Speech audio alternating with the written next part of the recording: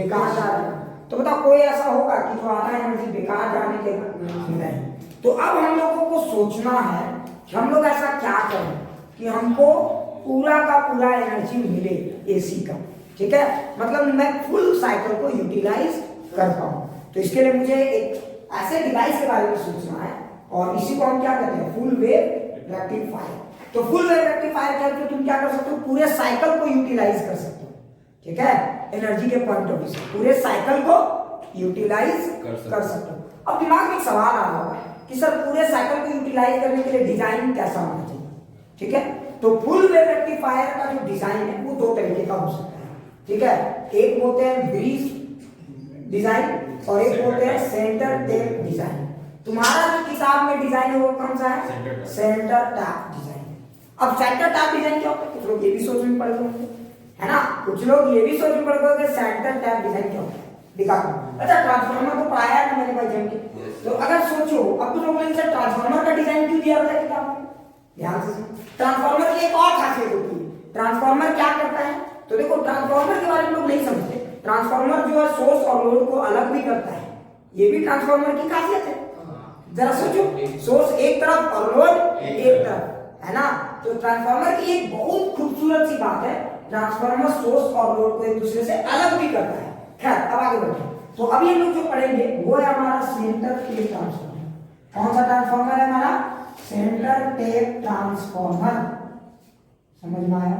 Centre tap transformer और rectifier को जो कहना है को सेंटर टेप ट्रांसफार्मर को या सेंटर टेप को जो भी कहना, नाम में क्या रखा है, ठीक है। तुम जानते हो मैं नाम वाम देता नहीं, मैं कंसेप्ट पे फोकस करता हूं, ठीक है।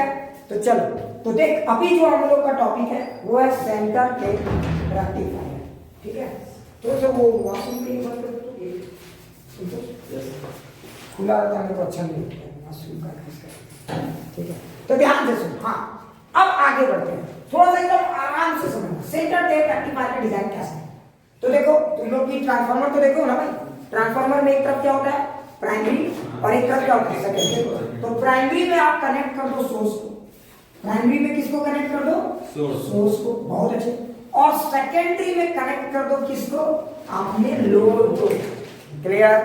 चलो, अच्छा लोड को तो हम कनेक्ट करने की कोशिश करेंगे, लेकिन उसके पहले मुझे दो डायोड की जरूरत पड़ती है, ठीक है। वहां पे सिर्फ रेक्टिफायर में कितने डायोड की जरूरत पड़ेगी? एक। लेकिन यहाँ पे मुझे कितने डायोड की जरूरत पड़ेगी? दो। सेंटर टेप में दो डायोड की जरूरत पड़ेगी।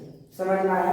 अब समझ में आ रहा होगा, क्लियर? दो क्यों पड़ेगा समझ में आ रहा है? हाँ, तो मुझे यहाँ पे दो डायोड की जरूरत पड़ेगी। तो देखो ये हमारा हुआ डायोड नंबर 1 और ये हुआ हमारा डायोड नंबर 2। अब कुछ लोग बोलेंगे कि सर आप ऐसे क्यों लिखे और ऐसे क्यों लिखे? थोड़ा सब अभी समझ में आने लगा हो। फर्स्ट हाफ के लिए ये काम करेगा और सेकेंड हाफ के लिए ये काम करेगा।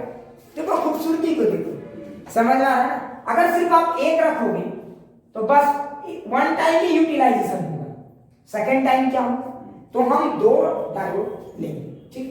अब इन दो डायोड को तो आप ले लिए, अब जरा सोचो इन दोनों डायोड को कनेक्ट कर दो। अब तुम बोलोगे सर कनेक्ट तो कर दिए, अब क्या? जरा सोचो लोड कहां कनेक्ट करेंगे? तो नाम ही था सेंटर टेप। तो लोड को कनेक्ट करने के लिए इसके बीचों बीच सेंटर में, समझ में आ रहा है ना? इसका सेंटर मान लो ये है, ठीक है। इसके बीचों बीच एक ये लो और यहां से एक लोड रेजिस्टेंस कनेक्ट करो। क्या जो मैं कह रहा हूं समझ में आ रहा है? ये है आपका डिजाइन। अब क्लियर हो गया? जरा ध्यान से देखो इस डिजाइन को, आपके किताबों में शायद यही डिजाइन दिया रहता है। एकदम अच्छे से समझ में आ गया? एकदम क्लैरिटी से समझ में आ गया है या डाउट है? ठीक है। आप कुछ लोग यहाँ पे ग्राउंडिंग भी कर देते हैं, वो रेफरेंस पोटेंशियल समझ में आया ना? अच्छा जरा सोचो, अब तुम बोलोगे कि सर लोड यहाँ क्यों लगाए? देखो जो आपको डराना वो ऐसा डिजाइन बनाएगा, और जो नहीं डराना इसी डिजाइन को क्या करेगा? देख ये डिजाइन भी वही है, तो एग्जाम में जाके कंफ्यूज मत हो जाए। देखो ये डिजाइन भी वही है, अगर तुम लॉजिक से देखो तो ये डिजाइन भी वही है। देखो बुढ़वा बनाया नहीं, हाँ खाली तार ज्यादा तार था लगता है, तार सस्ता मिल रहा था, समझ में आ रहा था ना? कार नहीं, तार कंपनी वाला मेरा ही स्टूडेंट था, बोला सर क्या कीजिएगा, ले जाइए जितना तार। हम बोले ठीक है, तो तार था अंदर तुम लगा दी, समझ में आया कि नहीं आया? गोले गोल घुमा दी। तो ये तार का कमाल है भाई, समझ में? ये तार का कमाल है। जो आपके दिमाग के तारों को नचा रहा है। समझ में आया? हमेशा कोशिश करो जितना सिंप्लीफाई हो। मैं तो ये वाला डिजाइन मुझे अच्छा लगता है, लेकिन कुछ लोग बोलते हैं सर ये डिजाइन के एनसीईआरटी ने क्यों सेलेक्ट किया? जब ये डिजाइन ठीक है, ये इसका छोटा भाई है, साफ सुथरा है, एनसीईआरटी ने सेलेक्ट इसलिए किया इस डिजाइन को ताकि आप एक चीज समझने को तो आप यहां से भी समझ सकते हो। जो थोड़ा सा स्मार्ट है, छोटे भाई को समझने के लिए बड़ा भाई को स्मार्ट होना पड़ेगा, नहीं समझ में आए तो अगर आप इसको लोगे तो बड़े भाई की तरफ सोचो, और अगर आप इसको लोगे तो छोटे भाई की तरफ सोचो। मेरा कहने का मतलब पिक्चर बड़ा है लेकिन आप आसानी से समझ जाओगे। दिखाता हूं कैसे, अब एकदम आराम से समझो, हॉट पॉच नहीं करेंगे। तो बोलो मैं किस पिक्चर का सहारा लेकर समझाऊं, इसका या इसका? दोनों तो एक ही चीज है एक ही चीज है बेवकूफो। जरा ध्यान से सुनो। अच्छा ये आपका आउटपुट है, लोड इस बार हमने कनेक्ट कर दिया। मैंने आपको पिछले क्लास में भी बताया था कि डायोड है तो आप यहाँ पे लोड लगा सकते हो, याद है ना? और नहीं तो सिर्फ आर भी लगा सकते हो। क्लियर? तो चलो हम लोग लोड लगा दें, मेरा यही पर्पस वाला चीज है। अच्छा जरा सोचो, अब जरा सोचो क्या होगा, ध्यान से सुनो। जैसे ही आप इसमें इनपुट दोगे वोल्टेज, तो बताओ जैसे ही आप यहाँ पे वोल्टेज दोगे क्या यहाँ पे भी वोल्टेज बढ़ेगा? अरे बिल्कुल बढ़ेगा भाई। अच्छा बताओ अगर आपने यहाँ पे 10 दिया तो यहाँ पे कितना बनेगा? यहाँ पे कितना बनेगा? यहाँ पे अगर आपने टोटल 10 दिया, मान लो कि ये 0 है और ये 10 है, सपोज करो, तो बताओ अगर यहाँ पे 10 है तो बताओ यहाँ पे कितना वोल्टेज बनेगा? 10। बस गलत। ये देखना होगा कि यहाँ पे टर्निंग का रेशियो क्या है। नहीं समझ में आया? N1 और N2 का रेशियो क्या है? आप कैसे समझ गए मैंने 1:1 का दिया है? समझो बात को, समझो मैं क्या कह रहा हूं। तो फिर अब जब कुछ ना दिया जाए तो 1:1 को मान लिया जाए, ठीक है? लेकिन सच ये है कि ये रेशियो इंपॉर्टेंट है हमारे। अच्छा अब आगे बढ़ते हैं। अब कुछ लोग सर 1:1 लेंगे तो क्या बताता हूं, देख है ना? अब वो मान ले कि तुम्हारे यहाँ पे 0 ये 10 तो ये भी 0 और ये भी 10। जरा सोच। अच्छा जरा सोच, ये 0 हुआ ये 10 हुआ, ये पक्का 5 है। अरे भाई कॉमन सेंस लगाओ, टर्निंग का इंपॉर्टेंस है, 5 है। अच्छा अब जरा सोच, ये है 10 ये 5 ये 0 है ना? तो देख सोच, जिस समय ये वाला हाफ पॉजिटिव हुआ तो ये पॉजिटिव और ये 0। अच्छा सोच अगर ये +10 है तो बता ये हायर पोटेंशियल है कि नहीं? तो बता यहाँ से करंट चलेगा। अच्छा बता ये हायर और ये क्या है, उससे लोअर। तो जरा ध्यान से देखो, ये 10 बिल्डअप हुआ, ये कितना हो गया 5 और ये कितना हो गया 0। तो देखो यहाँ पे दो तरह से करंट चलेगा। अगर आप केवीएल रूल जानते हो, लूप लॉ, तो देखो एक लूप ऐसे चलेगा, मानते हो कि नहीं? Let this is I1। अरे समझ में आया? क्योंकि ये है, इन दोनों में ये है और इन दोनों में कौन है? 5 है। तो एक लूप ऐसे चलेगा। अरे बोल कुछ समझ में आया? एकदम क्लियर। अगर तुम जरा ध्यान से देखो, ये हमारा पहला लूप चल रहा है, तो पहले लूप में हमारा जो डायोड 1 है वो क्या बन गया? फॉरवर्ड बायस बन गया मेरे भाई। तो पहला लूप को अगर आप देखोगे, डायोड 1 क्या बन गया? Forward bias. देखो ये आपका क्या बन गया इस जगह पे? Forward bias. अगर ये आपका फॉरवर्ड बायस बन गया तो जरा ध्यान से देखो, ये शॉर्ट सर्किट हो जाएगा। तो बताओ यहाँ का जो भी वोल्टेज होगा कहाँ ड्रॉप होगा? यहाँ का जो भी वोल्टेज होगा वो कहाँ ड्रॉप होगा? यहाँ। अच्छा इस रेजिस्टेंस का कौन सा पोलैरिटी, कौन सा साइड हायर पोटेंशियल पे बनेगा? हायर पोटेंशियल पे ये वाला, क्योंकि करंट फ्लो इधर से इधर हो रहा है भाई। डिजाइन की खूबसूरती को देखो, समझ में आया? तो ये हायर हो जाएगा, ये लोअर हो जाएगा। क्लियर? अच्छा अब आगे आ जाओ, अब आगे आओ। अगर तुम इस लूप को देखोगे, जरा ध्यान से, अगर तुम इस लूप को देखोगे, जरा सोच, अगर तुम इस लूप को देखोगे तो बताओ ये वाला डायोड कौन सा बायस होगा? अरे जरा ध्यान से देख, ये वाला डायोड कौन सा बायस होगा? रिवर्स बायस होगा। तो बताओ इस लूप का सारा वोल्टेज कहाँ पे ड्रॉप? डायोड। समझ में आ रहा है ना? तो डायोड, ये वाला डायोड हो जाएगा रिवर्स बायस। क्लियर? समझ में आया? अब जरा सोचो इसका मतलब क्या होगा? जरा देख, अगर तुम इस सर्किट को देखोगे तो शुरू में क्या होगा? करंट ऐसे जाएगा, देखो यहां से आएगा, फिर यहां से जाएगा ना। अरे देख ये करंट कैसे जाएगा? यहां से जाएगा, और देखिए यहां से इधर गया, यहां से इधर गया, ध्यान से। और ये फिर करंट कैसे जाएगा? बोल, फिर ऐसे होते हुए यहां से। क्लियर? अच्छे से समझ में। और यहाँ से कोई करंट जाएगा क्या? नहीं। यहाँ से कोई करंट नहीं जाएगा, तो ये करंट क्या हो जाएगा? जीरो। तो सारा वोल्टेज यहीं पे ड्रॉप हो गया। यहाँ पे थोड़ा सा कंफ्यूजन हो सकता था, सोचो कैसे। अगर तुम बोलते जरा सोच, क्लियर। अच्छा एक बात बताओ, अगर इस सवाल को मैं एक थोड़ा सा पूछूं खतरनाक लेवल का। अच्छा एक बात बताओ, देखते तुम लोग समझ पाते हो। बता, अगर ये वाला रिवर्स बायस हुआ है तो इसके अक्रॉस कितना वोल्टेज का ड्रॉप हुआ है? यहाँ 5 वोल्ट। सवाल सबको समझ में आ गया? अगर ये मेरा रिवर्स बायस हुआ है तो इसके अक्रॉस कितना वोल्टेज होगा? कभी ये कोई पूछता नहीं, लेकिन अगर सोचो किसी ने पूछ लिया 10, समझ में आया? यहाँ पे कितना वोल्ट? अब लगाओ केवीएल। अरे बुआ कि यहाँ से यहाँ ये 5 है, तो देखो केवीएल रूल लगाओ, यहाँ से यहाँ देखो, देखते हैं, मुझे भी नहीं पता है, मैं भी सॉल्व करूंगा क्योंकि कोई चीज मैं भी रटा नहीं। तो देखो ये वाला प्लस, तो प्लस 5, फिर देख ये वाला फिर से प्लस, सोच मेरे प्लस 5, और ये वाला क्या होगा? यहाँ समझ ही रहो कि इधर प्लस लिख तो कोई दिक्कत नहीं है अभी समझने के लिए। तो इधर से प्लस है ना, तो 0, तो v की वैल्यू -10। माइनस का मतलब ये हाइयर है और ये क्या है? लोअर है। समझ में आया? देखो मतलब n side is at higher potential and p side is at lower potential. ये पक्का कौन सा है? Reverse bias. और यहाँ कितना वोल्टेज हुआ है? 10। ये मत सोचना कि वो 5 है। ये सब चीज सीखो, ये सब चीजें बहुत काम की और खतरनाक चीज। अगर ये सवाल आ गया, बहुत लोग गलती कर जाते हैं। ज्यादातर लोग क्या सोचते हैं? ये 5 वोल्ट में ये खा रहा है, समझो। ज्यादातर लोग यही सोचते हैं, अरे भैया ये 5 वोल्ट ये खा रहा है।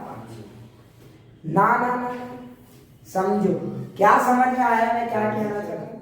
तो साइंस की खूबसूरती को देखो, ठीक है। अच्छा अब तुम लोग ने हाँ तो बताओ, जिस समय ये वाला डायोड, तो बताओ शुरू का जो फर्स्ट साइकिल को देखो गया, तो बता जब आपने ये दिया था, जरा ध्यान से सुन, तो जब आपने फर्स्ट साइकिल को यूज किया तो बता क्या हुआ? कौन सा डायोड फॉरवर्ड बना?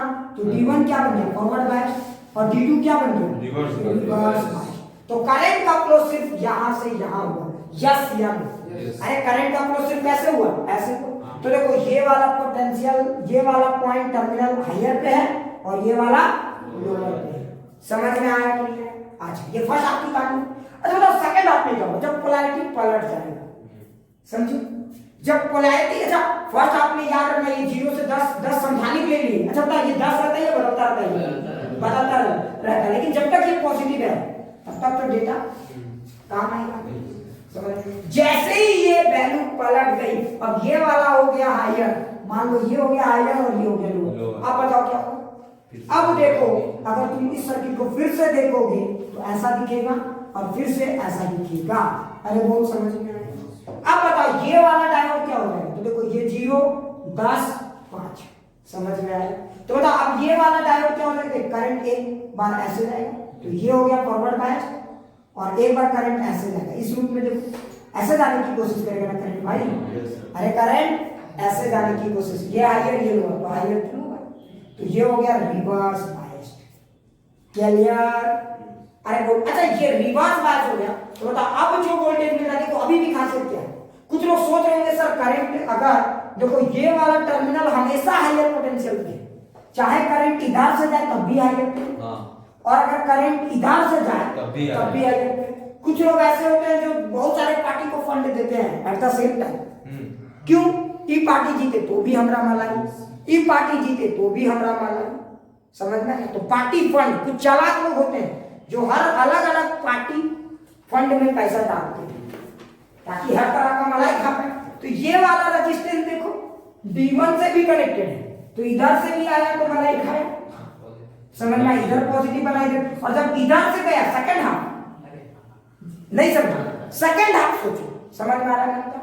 सेकंड हाफ सोचो, जब ये तो फर्स्ट हाफ में था, फर्स्ट हाफ में इससे मलाई खाया, ये दूध काट दिया, और सेकंड हाफ में क्या हुआ? सोचो इससे मलाई खाया और इसका साथ छोड़ दिया, तो इस साइड हमेशा हाइयर पोटेंशियल पे रहा कि नहीं रहा? करंट चाहे इधर, समझ में आ रहा है? प्लस में रहे तब भी वो हाइयर, और करंट माइनस में रहे तब भी हाइयर। ये डिजाइन की खासियत है, मतलब एक साइड हमेशा एक पोलैरिटी में मेंटेन है।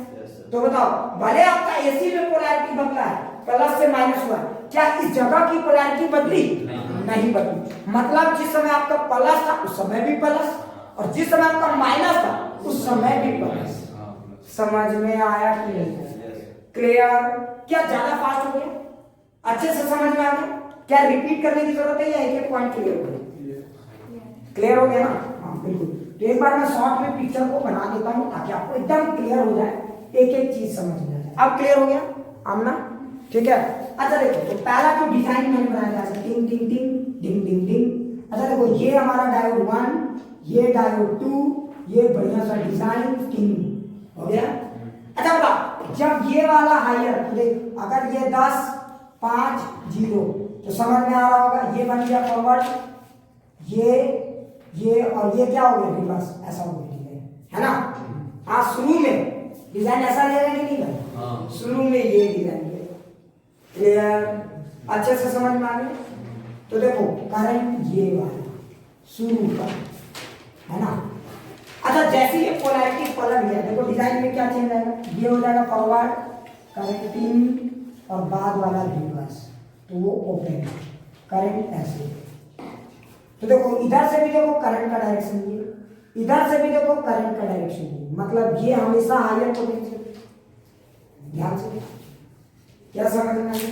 तो इस तरह से आपको हमेशा क्या मिला, बोलो? अरे इस तरह से आपको हमेशा क्या मिला?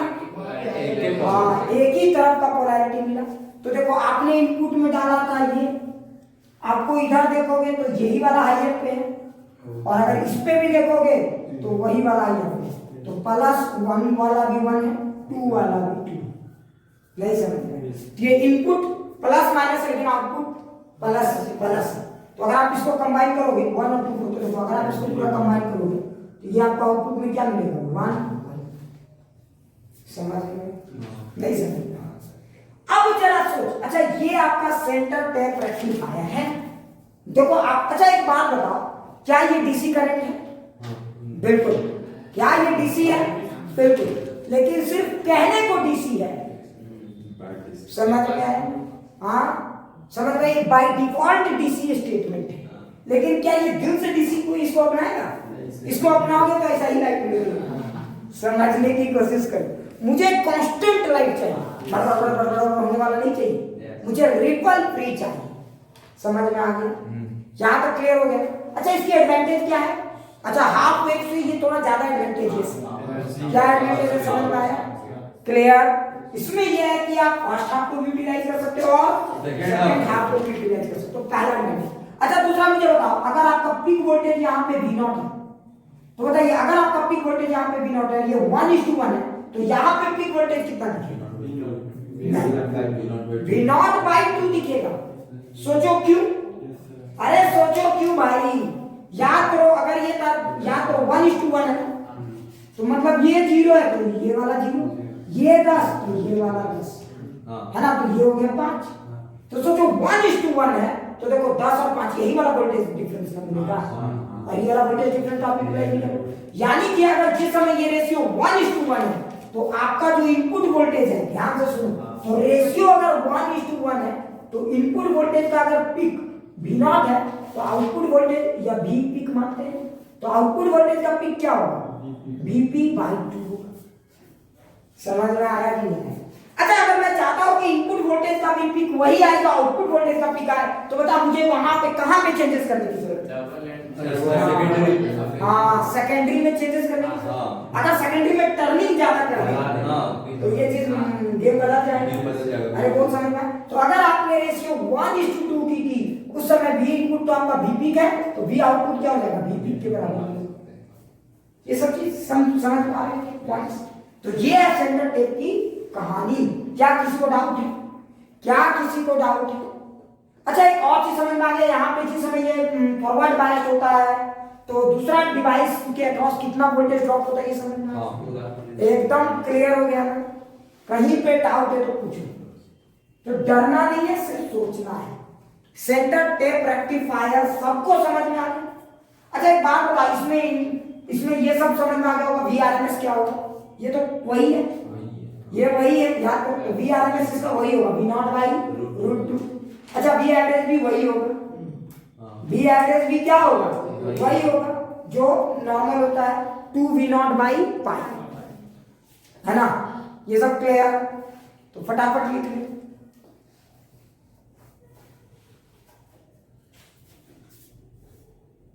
चलो अच्छा एक बात बताओ, एक और रेक्टिफायर हमारे पास ब्रीज वेव रेक्टिफायर, लेकिन एनसीईआरटी के डायग्राम में नहीं है, इसलिए मैं उसको अभी बना नहीं रहा। पहले मेरा टारगेट है एनसीईआरटी के हर लाइन को एक एक समझा देना, समझ में, उसके बाद बताऊंगा।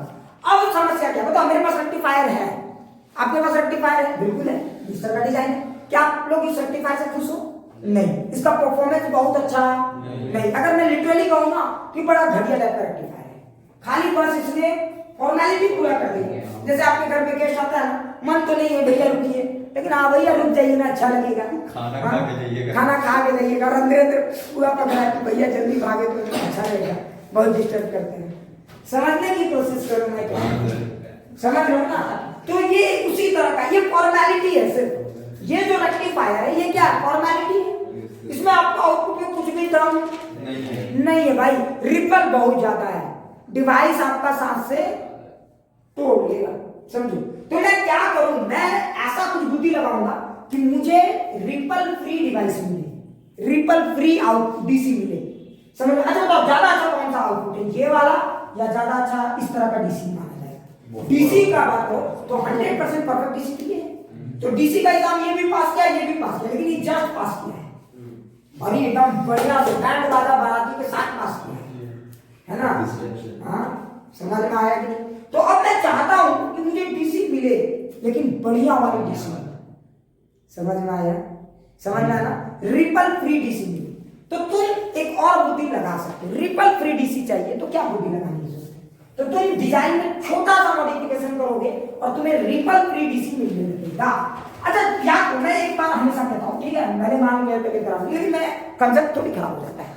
हाँ? मैं हमेशा एक बात तुमसे कहता हूँ, जरा सोचो कि तुम्हारे पास अगर कैपेसिटर है, मैं बार बार कहता हूँ कि इलेक्ट्रिसिटी में तीन ही चीज है, आर एल सी, ये तीन चीजें ही पूरी दुनिया को पलट रहे हैं भाई, समझ में उठा पटक कर रहे, यही तीन चीज पूरे इलेक्ट्रिसिटी में। तुम सोचो, अगर मैं तुमसे कहता हूँ सी के बारे में, जरा सोचो सी की क्या खासियत है, चार्ज स्टोर करके रखता है ना। तो हम इस प्रॉपर्टी का यूटिलाइजेशन यहाँ पे कर सकते हैं, समझ में आया? और कैपेसिटर को आप यूज कर सकते हो रिपल फ्री डीसी पाने के लिए, मतलब परफेक्ट डीसी पाने के लिए। लेकिन सवाल कैसे कैसे यूज करेंगे? आप पकड़ा गए हैं, कुछ भी बोल दे रहे हैं, मैं बताता हूं कैसे, ध्यान से सुनो।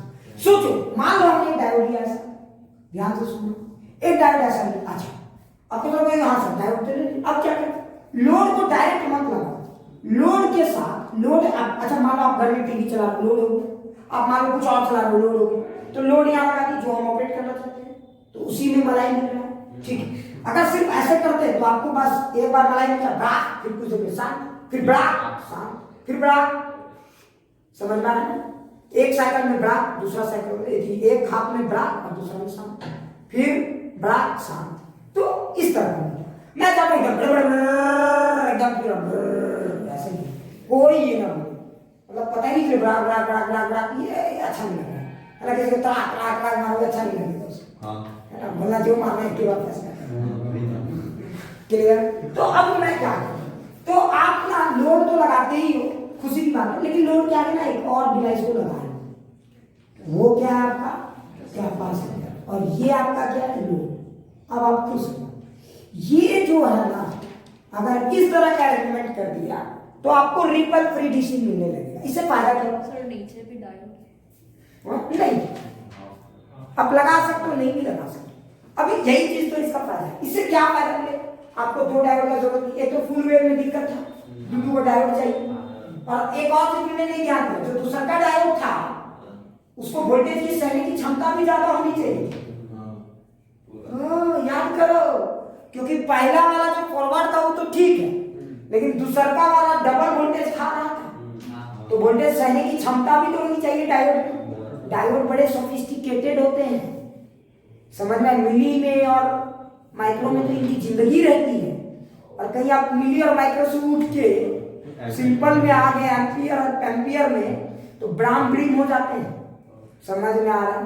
तो मतलब फुल वेव रेक्टिफायर की एक बहुत बड़ी डिमेरिट ये है कि आप जो डायोड लगा रहे हो ना, उसका जो reverse biasing operating condition voltage ज्यादा होनी चाहिए, जबकि नॉर्मली रिवर्स बायस उतने सहने उतना नहीं सह पाते, उसके पहले ही उनका ब्रेकडाउन हो जाता है, जो अभी हम लोग पढ़ेंगे।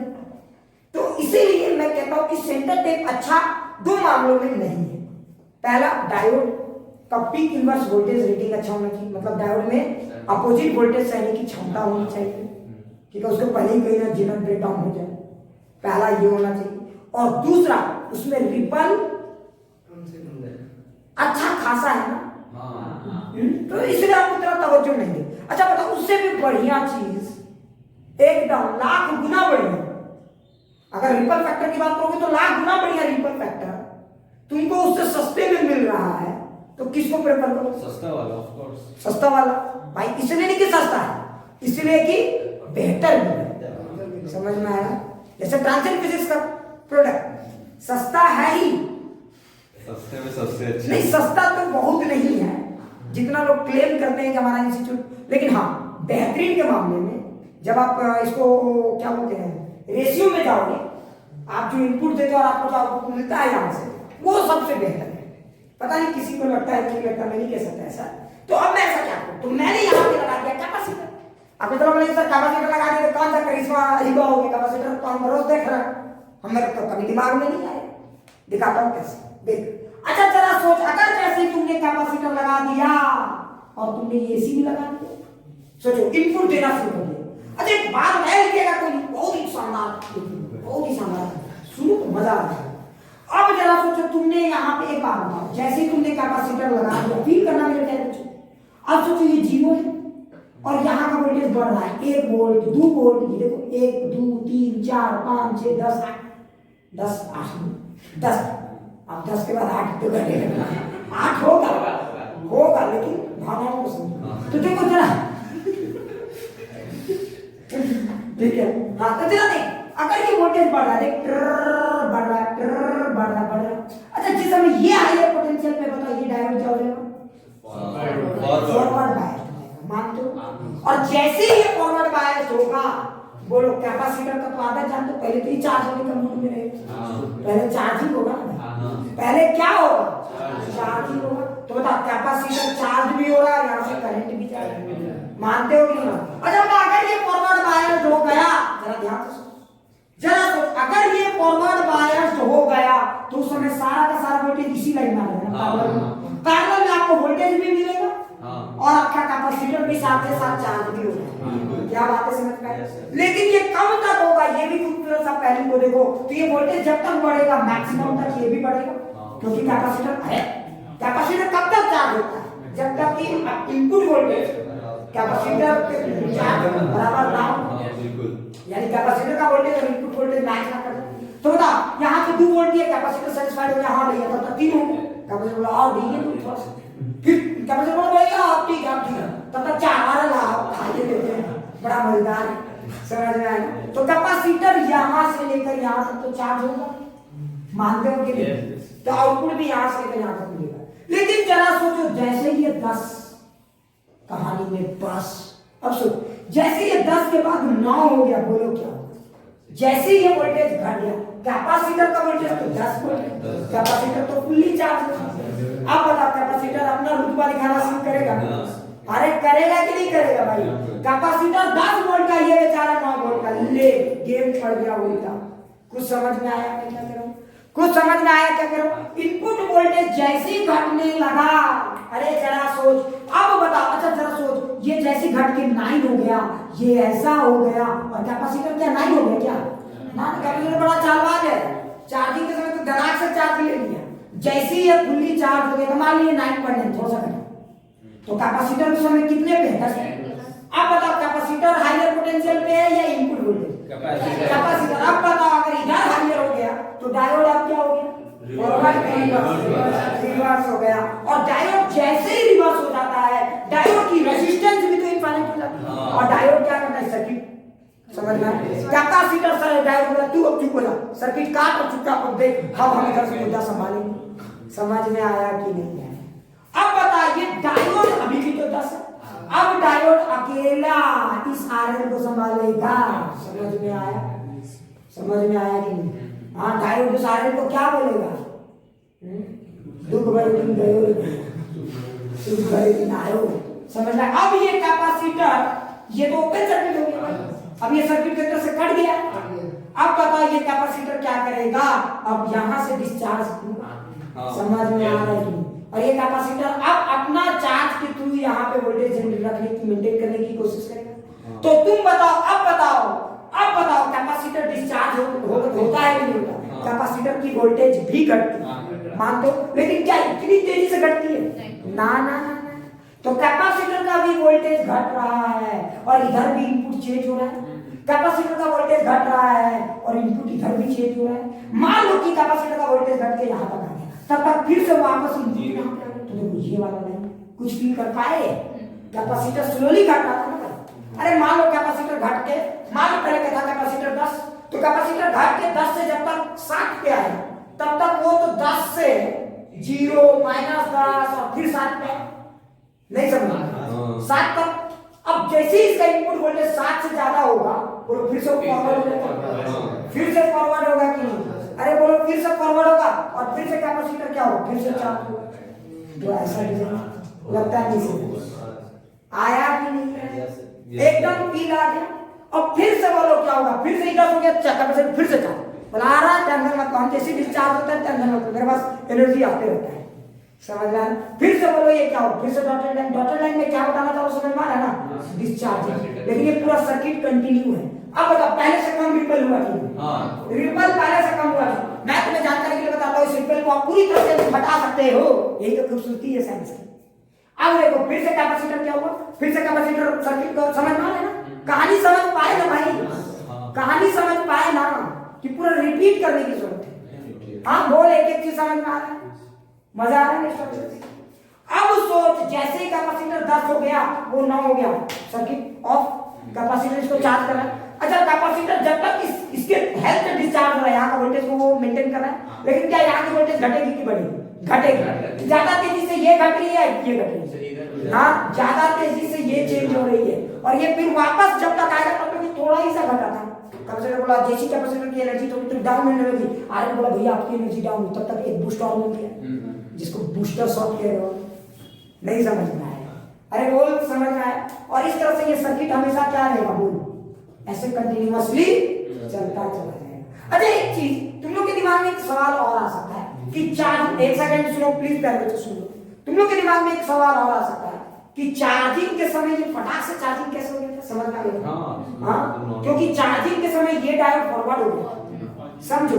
तो आरसी ये वाला आरसी कंप्लीट हो रहा था। अरे डायोड चार्जिंग के समय, ध्यान से सुन, चार्जिंग के समय आर और सी, या तो टाइम कांस्टेंट क्या होता है, बोलो आरसी।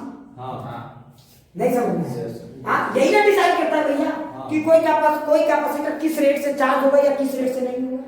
तो शुरू में बताओ चार्जिंग के समय आर की वैल्यू कम थी कि ज्यादा थी? कम थी आर की वैल्यू। क्यों? क्योंकि फॉरवर्ड बायस था, इसका रेजिस्टेंस बहुत कम ना होता है, इसलिए चार्जिंग धनाक से हो जाता था। समझ रहा? लेकिन जब डिस्चार्जिंग की बात आई तो ये आर किसकी थी? तो देख चार्जिंग के समय आर थी डायोड की, अरे प्यारे बच्चों, और सी था। और डायोड भी किसमें था? फॉरवर्ड बायस्ड मोड में था। समझ में आया? इसलिए धनाक से चार्ज हो रहा था।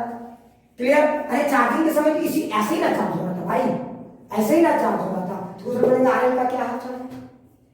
सच ये भी पूछ सकते हो, पूछ सकते हो ना? हाँ अरे देख, अगर करंट ऐसे ही था तीन, जरा सोच, तो ये लगभग क्या हो गया था, इसका आर टेंडिंग टू 0। समझ में आ रहा है? तो शुरू में देखो तो जो भी जा रहा था करंट डायरेक्टली किसकी हेल्प से जा रहा था? कैपेसिटर के अंदर, कुछ यहाँ भी जा रहा था। समझ में आ रहा है? आ रहा है कि नहीं आ रहा है? और तुम जब इसका ओवरऑल इफेक्ट देखोगे तो पता चलेगा बहुत कम है। अभी ऑफ ही करूंगा तो और क्लियर होगा। सो डोंट टेक टेंशन, अभी बताता हूं। अच्छा तब ड्यूरिंग डिस्चार्जिंग बता, ये जब डिस्चार्ज हो रहा था बता, तब भी टाइम कांस्टेंट था? हां। लेकिन उस समय कौन सा था? आरएल।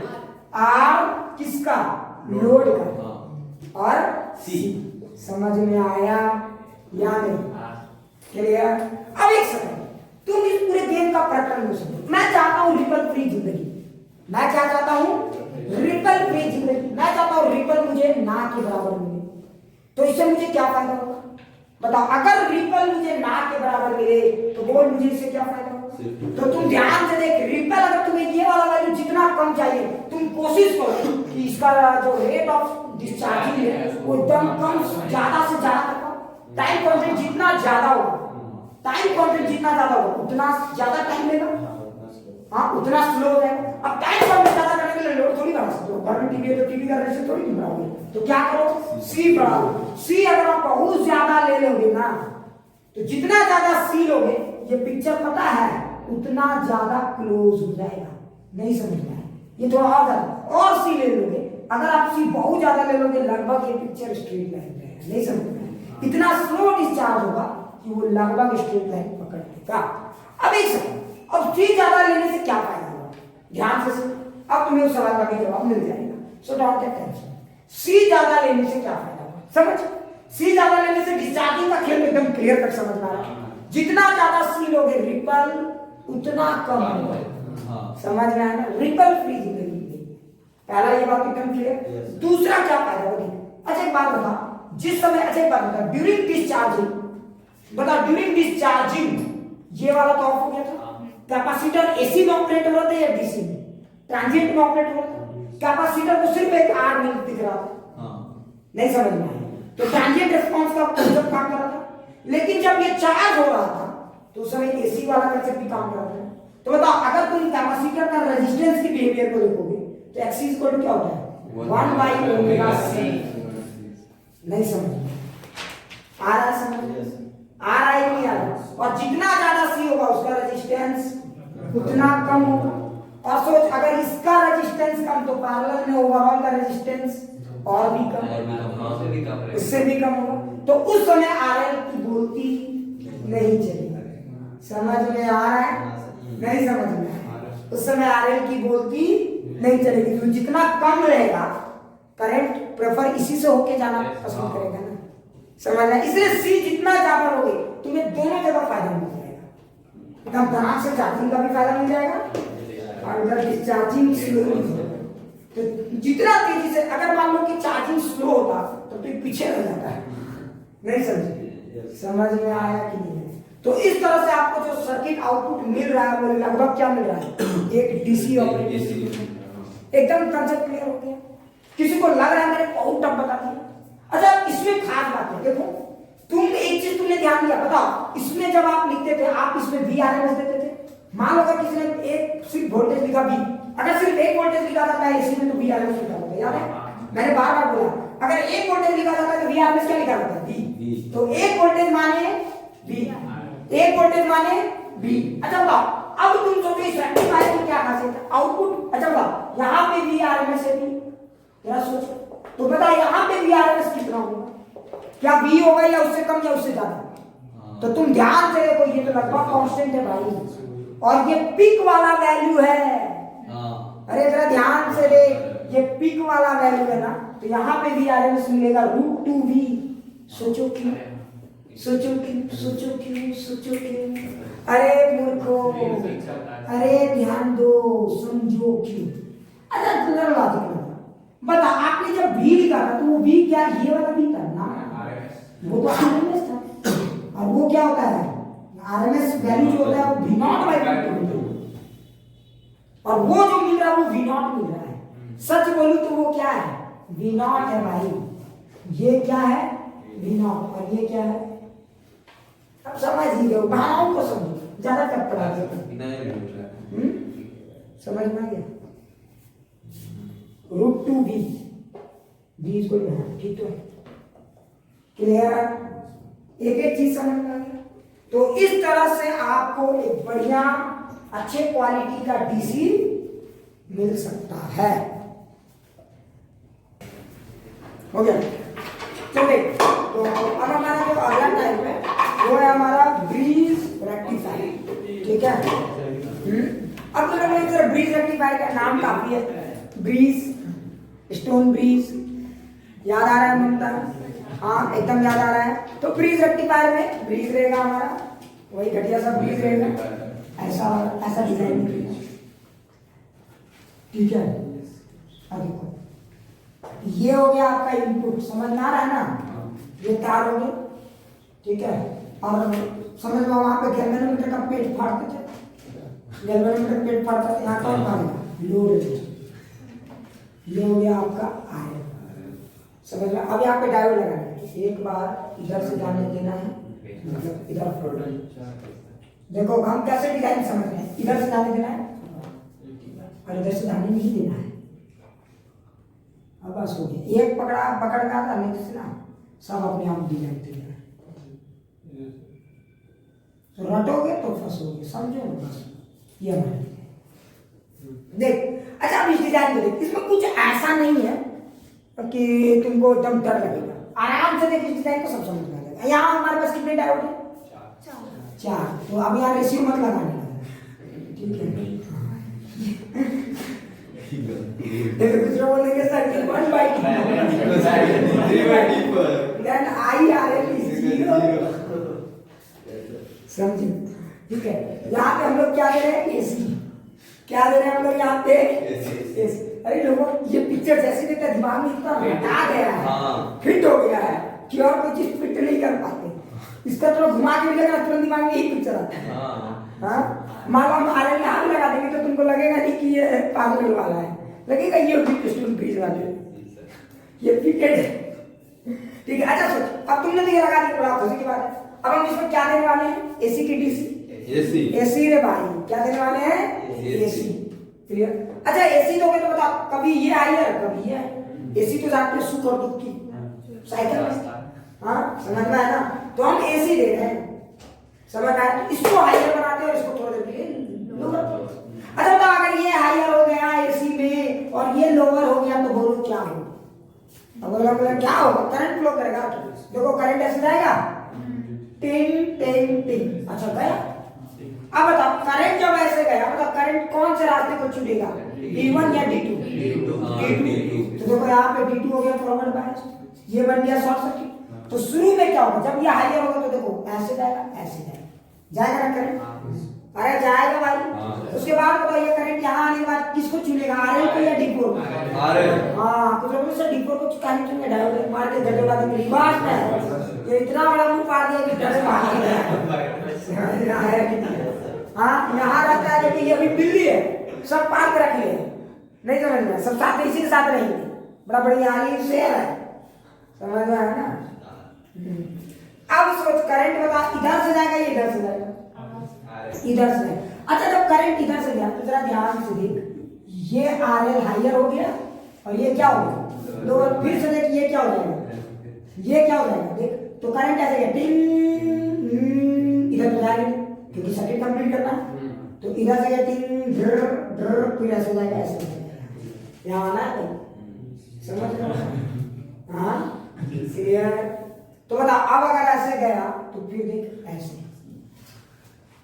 क्या डिजाइन बना तो ये समझ में आ गया? हाँ, ये लग रहा है जो नोकिया वाला जो छोटा पहले नहीं होता था फोन, जिसमें सांपा चलता था, वैसे लगा।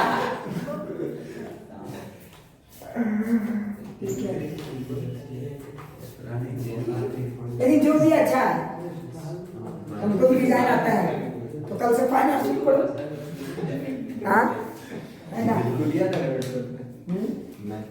चलो आगे देखते हैं। अच्छा चलो सोचो, फर्स्ट हाफ में आपको यहाँ पे हायर पोटेंशियल मिला और यहाँ लोअर, मतलब फर्स्ट हाफ में ये हायर रहा, तो फर्स्ट हाफ में हायर अगर इधर मिला तो इसको मिला, ठीक है? हाँ, इनपुट था। अच्छा जब इनपुट ऐसे था तो आउटपुट ऐसे मिला, इधर का हायर। अच्छा जब इनपुट ऐसे होगा तो बोलो अब क्या होगा? ये हो जाएगा हायर और ये क्या हो जाएगा? अब बताओ करंट कैसे जाएगा? इधर से देख। अच्छा इधर से जाएगा, देख डिजाइन की क्या खूबसूरती है, देख डिजाइन की क्या खूबसूरती, इधर से गया और वो कैसे जाएगा? इधर से इसलिए जाने की ताकि ये फिर हायर बने, नहीं समझ में?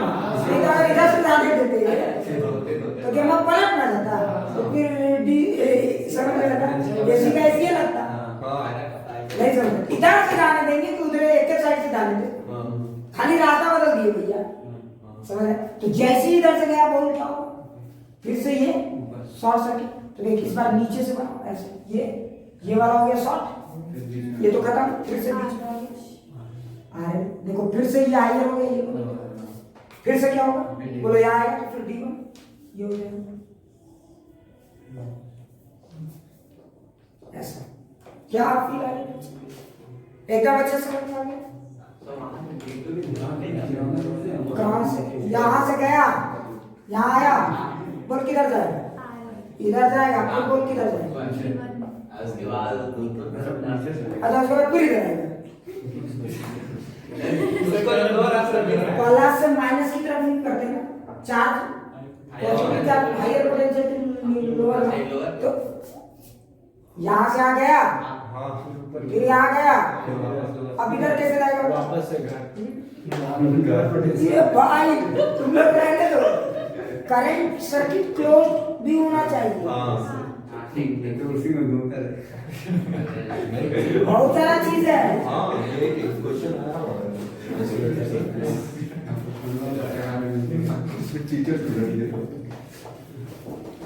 समझ में आ रहा है? क्लियर? हाँ अच्छा समझ में आया? तो अगर करंट ऐसे गया तो फिर से आपको क्या मिला? वही साइड है, तो जब आउटपुट फिर से वही मिला कि नहीं?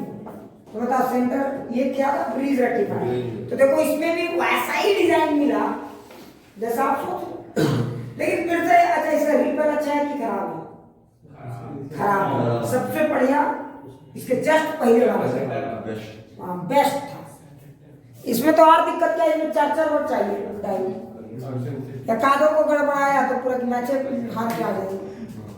नहीं समझ में आया? तो पहला बात कि जितना लगेज कम कर सके उतना फायदा, और जितना बढ़िया रिपल मिले, और वो जो इसमें पहले वाला था वो सब मामले में बहुत ही बेहतरीन था। बोल क्या क्लियर? एकदम अच्छे से ध्यान दे सो हम कर लिए तो एकदम आराम से हो। अच्छा एक बात बताओ, एक और टॉपिक है हमारा जनरेटर, बोर लग रहा है क्या? बस थोड़ा सा सुनो, ठीक है? एकदम आराम से सुनिए। तो अभी जो टॉपिक है हमारा वो है जेनर डायोड। अब कुछ लोग बोलेंगे ये जेनर डायोड क्या है? ये तो पहली बार नाम सुन रहे हैं, अजीब लग रहा है। एक्चुअली में देखो डायोड का बहुत सारा यूज है। जेनर डायोड उसमें से एक जबरदस्त यूज है, और जेनर डायोड को वोल्टेज स्टेबलाइजर के पॉइंट ऑफ व्यू से भी यूज किया जाता है। हेलो, तो अभी जो हमारा डिवाइस है वो हमारा क्या है? जेनर डायोड, ठीक है? अब जरा ध्यान से सुनो जेनर डायोड क्या है, एकदम आराम से सुनो, ठीक है? एकदम आराम से सुनो, बिल्कुल हौच-पौच नहीं करना, ठीक है? सबसे पहले इस डिवाइस को देखोगे तो तुम्हें अजीब सा डर लगता है, इसमें लगता है कि क्या नाम वाम है, ऐसा कुछ नहीं। ये एक ऐसा डिवाइस है जिसमें आपको कांस्टेंट वोल्टेज मिलता है। अगर आपको चाहिए कि कांस्टेंट वोल्टेज चाहिए, ठीक है? मान लो कि तुम्हारे घर में कोई डिवाइस है जो बोल रहा है बाबू अगर हमको 12 वोल्ट से ज्यादा दिया ना तो हम भाई बड़ी महंगा है, 10 लाख में खरीदते हैं, तो 10 रुपए का जेनर डायोड लगा देते हैं। समझ में आया? तो जेनर डायोड क्या है? आपका एक वोल्टेज स्टेबलाइजर है, वोल्टेज रेगुलेटर है। तो जेनर डायोड को वोल्टेज रेगुलेटर भी कहा जाता है। अब सवाल उठता है कि सर इसमें ऐसा क्या खासियत है कि ये वोल्टेज को रेगुलेट कर सकता है? डायोड में ऐसी कौन सी गुण है? डायोड के पास ऐसी कौन सी यूनिक प्रॉपर्टी है कि ये वोल्टेज को भी रेगुलेट कर सकता है? तो डायोड के पास एक बहुत ही खूबसूरत सी गुण है। याद करो, जब किसी भी डायोड को आप रिवर्स बायस में ऑपरेट करते हो तो मैं तो पिक्चर आपको आधा ही समझाएगा। याद करो, मान लो मेरे पास एक डायोड है, मान लो मेरे पास एक डायोड है, फील करेंगे, रट्टा नहीं मारेंगे, एकदम आराम से। सपोज करो कि मेरे पास एक डायोड है पी और एन, ठीक है? और मैं इसको रिवर्स मोड में ऑपरेट कर रहा हूं। मैं किस मोड में ऑपरेट कर रहा हूं? रिवर्स। अच्छा रिवर्स मोड में ऑपरेट कर रहा हूं तो किधर का हायर होगा? इधर वाला, और पी वाला क्या हो जाएगा? लोअर। तो मैंने इस मोड में ऑपरेट। अच्छा जरा सोचो, जैसे ही आप इस मोड में ऑपरेट करते हो इसका डिप्लीशन विड्थ क्या होता है? बढ़ जाता है। बढ़ जाता है कि नहीं बढ़ता है? अरे बोलो, याद आ रहा है? याद आ रहा है कि नहीं आ रहा है? अब जरा सोचो, अगर डिप्लीशन विड्थ बढ़ेगा तो बोलो क्या होगा? सोचो, अगर डिप्लीशन विड्थ बढ़ेगा तो इलेक्ट्रिक फील्ड का इलाका भी तो बढ़ेगा। लगता है फील नहीं आया, आया कि नहीं आया? अच्छा अब सोचो, तो तुम जितना ज्यादा अपोजिट वोल्टेज बढ़ाते जाओगे डिप्लीशन विड्थ उतना ज्यादा बढ़ेगा। अरे बढ़ेगा ना भाई, तुम जितना ज्यादा अपोजिट वोल्टेज बढ़ाते जाओगे डिप्लीशन विड्थ उतना ज्यादा बढ़ेगा। और जरा सोचो, अगर तुम जरा ध्यान से सोचो, वो तो आ नहीं रहा होगा कैमरा में, है ना, रहने दो ना। तो जरा सोचो कि डिप्लीशन विड्थ बढ़ा तो इलेक्ट्रिक फील्ड बढ़ेगा, और अगर इलेक्ट्रिक फील्ड बढ़ेगा तो बोलो क्या होगा, जो माइनॉरिटी चार्ज कैरियर जो ड्रिफ्ट हो रहे थे वो एक्सेलरेटेड होंगे, वो ज्यादा से ज्यादा एक्सेलरेशन अचीव करेंगे कि नहीं, और अगर वो ज्यादा एक्सेलरेटेड होंगे तो बोलो क्या होगा, तुम भी जानते हो, अगर ज्यादा एक्सेलरेटेड इलेक्ट्रॉन जब मूव करते हैं तो किसी एटम के इलेक्ट्रॉन से टकरा सकते हैं, और जब वो टकराएंगे तो वो फर्दर किसी दूसरे एटम को भी रुला सकते हैं। नहीं समझे, वो तो खुद लावारिस है भैया, लेकिन दूसरे के घरों के चिरागों को भी वो क्या कर सकते हैं, बुझा सकते हैं। क्या बात है, ठीक है।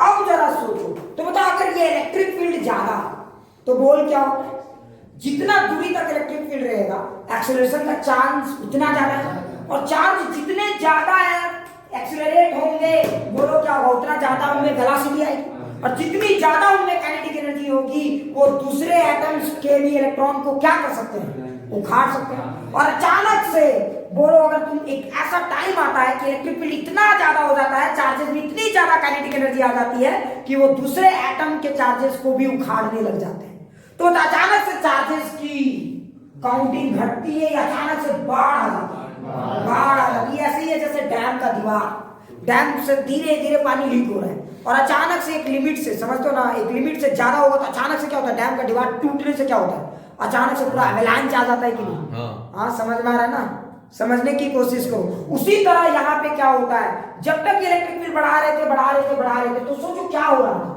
देखो अब देखो किसी डायोड को अगर आप प्लीज इतना कोई मतलब ना ध्यान से सुनो, अगर आप थोड़ा ध्यान से देखोगे ये वोल्टेज और करंट फील करना एक यूनिक प्रॉपर्टी को आप यूज करना सीख जाओगे। तो अगर ये आपका वोल्टेज और सॉरी उल्टा मैंने लिख दिया, वोल्टेज और करंट है, तो ध्यान से देखो जब तुम रिवर्स में ऑपरेट कर रहे थे, याद आ रहा है, अचानक से एक ऐसा वोल्टेज आ जाता है, मान लीजिए वोल्टेज, इस वोल्टेज के कारण ये विड्थ इतना ज्यादा हो गया, इस वोल्टेज के कारण ये विड्थ इतना ज्यादा हो गया कि इलेक्ट्रिक फील्ड काफी स्ट्रॉन्गर हो गया, और इलेक्ट्रिक फील्ड के स्ट्रॉन्गर होने से क्या हो गया, चार्जेस भी काफी एक्सेलरेट हो गए, चार्जेस के एक्सेलरेट होने से क्या हो गया, फर्दर और चार्जेस जनरेट हो गए, और अचानक से जहां पहले माइनॉरिटी सिर्फ चार्ज थे करंट कैरी करने के लिए, अब बताओ कौन है, माइनॉरिटी है बहुत सारे, अचानक से माइनॉरिटी से थोड़ा बड़ा या बहुत बड़ा,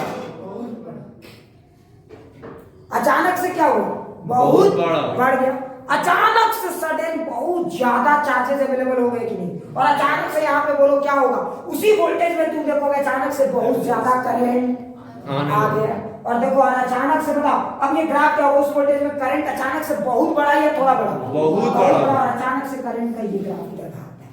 अब समझ में आया कि नहीं आया, और इस करंट को अब क्या कहा जाता है, बोलो ये थोड़ा होता है बहुत ज्यादा होता है, बहुत ज्यादा, तो इस करंट को क्या कहा जाता है, समझ में, एवलांच, समझ में आया।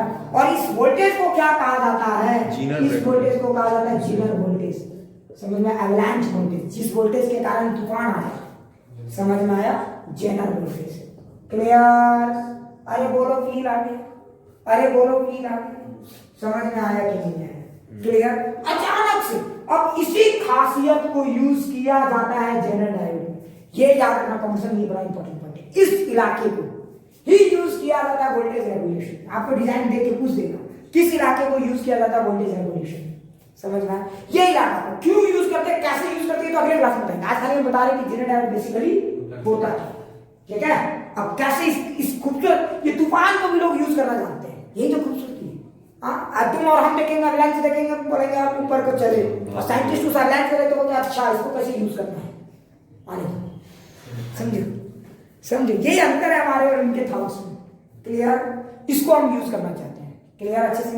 लेकिन अब तुम जरा सोचो, ये जो जेनर वोल्टेज होता है, ये जो जेनर वोल्टेज होता है, इसको तुम चेंज भी कर सकते हो, जेनर वोल्टेज के वैल्यू को बढ़ा घटा भी सकते हो, समझ में। अच्छा बताओ, जेनर वोल्टेज के वैल्यू को घटाने की कोशिश करना है तो क्या कर सकते हो, तुम डोपिंग कर सकते हो।